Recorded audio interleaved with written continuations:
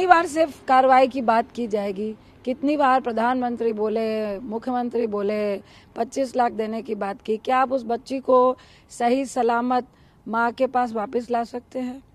क्या उसके रेप को आप पास्ट टेंस में जाके वापस ला सकते हैं? लोग सवाल ये कर रहे हैं कि जब बच्ची को न्याय चाहिए था, जब बच्ची की पुलिस रिपोर्ट गायब कर रही थी, जब गैंगरेप को नॉर्मल बनाया जा रहा था, जब उसको इलाज चाहिए था और जब उसको यहाँ एम्स में भी इलाज चाहिए था, तब आपका प्रशासन और तब आपके राजनीतिक मुख्यमंत्री कहाँ थे? तब प्रधानमंत्री कहाँ थे? क्या 25 लाख उस बच्ची के घर वालों का मुंह बंद करने के लिए दिए जा रहे हैं?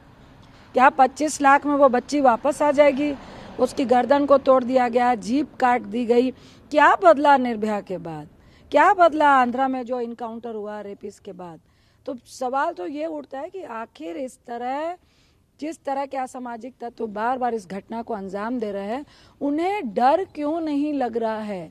कहीं ना कहीं सरकार दोषी है, कहीं ना कहीं प्रशासन दोषी है, कहीं ना कहीं हमारा समाज दोषी है। तो मुख्यमंत्री साहब को ये पता होना चाहिए कि 25 लाख देने का सवाल नहीं है, सवाल ये है कि क्या आप उस बच्ची को वापस ला के देंगे? मतलब क्या छिपाना और क्या करना? भाई सीधी सी बात है, जब उसको इलाज की जरूरत थी और जब आप उसकी रिपोर्ट दे रहे थे तो क्यों आप अनभिज्ञता जाहिर कर रहे थे कि ये गैंग रेप नहीं है, कि रेप नहीं है? कभी आ रहा है कि मारपीट का केस है, कभी आ रहा है कि नहीं उसकी जीभ नहीं कटी है।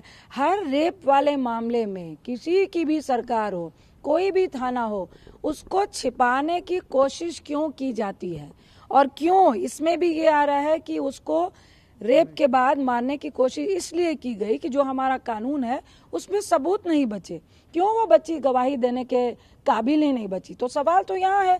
सवाल ये नहीं है कि मुख्यमंत्री सफाई दे कि भाई मैं सामने आ गया। अरे भाई, रेप होने के बाद आप उसको सुविधाएं दे रहे हैं और हम आपसे कह रहे हैं कि रेप हुए क्यों, रेप हो क्यों रहे हैं, ये कब बंद होंगे?